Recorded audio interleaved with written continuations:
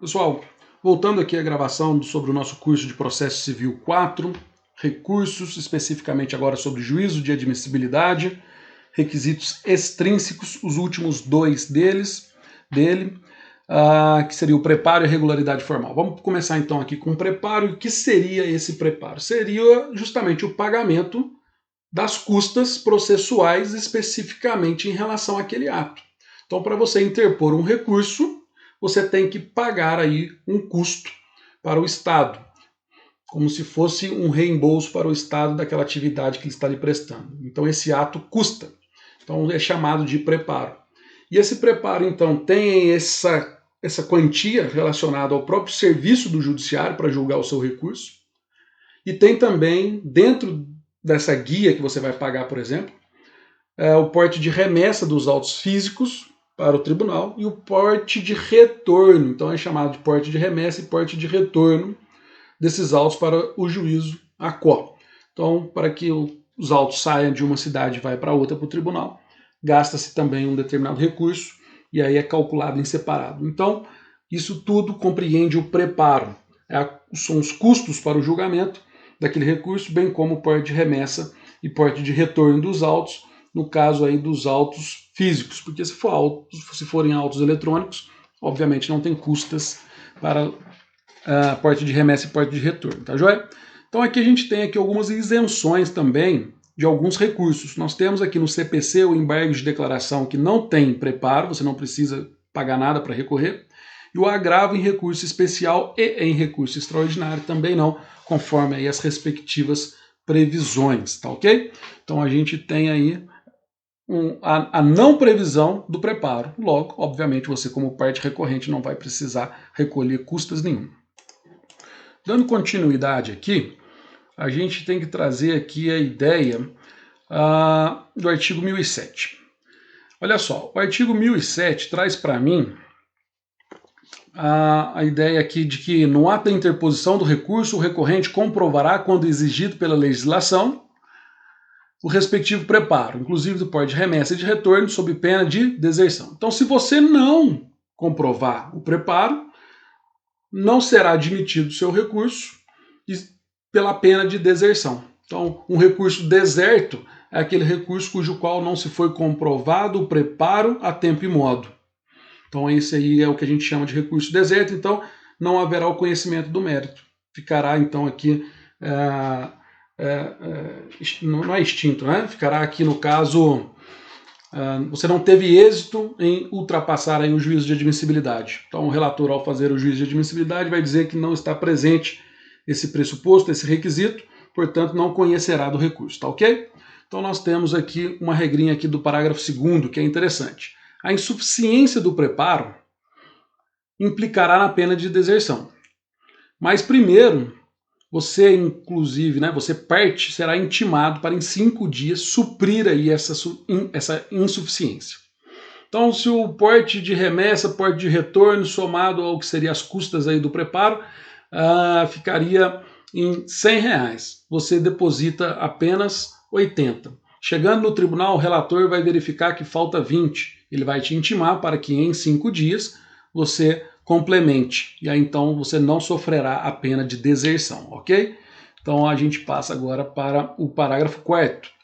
O recorrente que não comprovar no ato da interposição do recurso o recolhimento do preparo será intimado na pessoa do seu advogado para realizar o recolhimento em dobro, sob pena de deserção.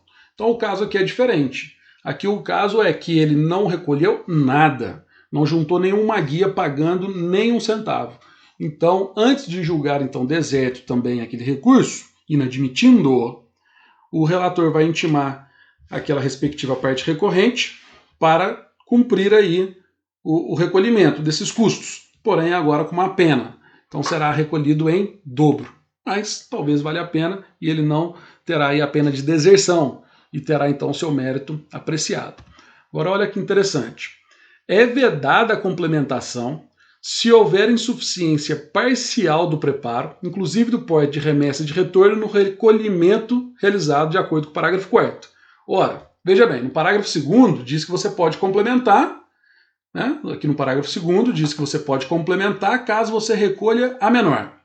No parágrafo 4º diz que se você não comprovar nada, você pagará em dobro. Então suponhamos que esse dobro então deu R$200.